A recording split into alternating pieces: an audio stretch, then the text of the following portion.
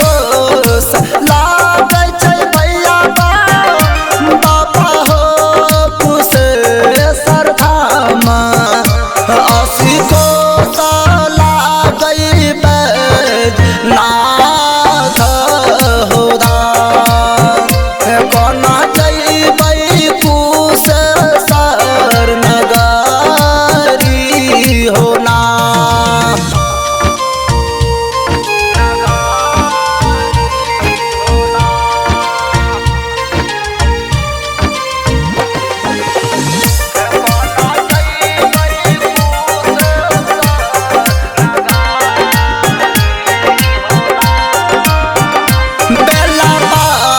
चढ़े हो भैया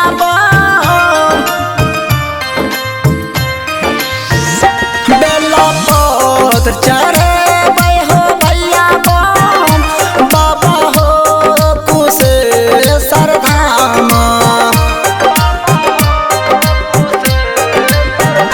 बेला पत्र चढ़े हो भैया बाबा हो कुशेश्वर धाम काते पूरा लागई बैजनाथ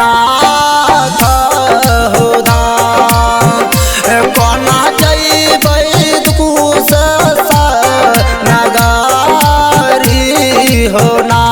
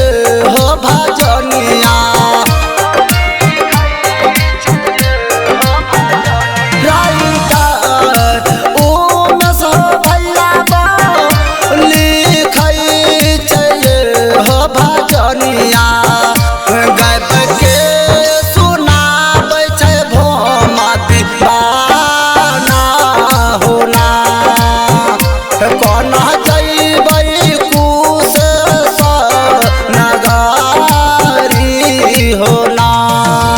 डायमंड रिकॉर्डिंग स्टूडियो छौड़ा दाना।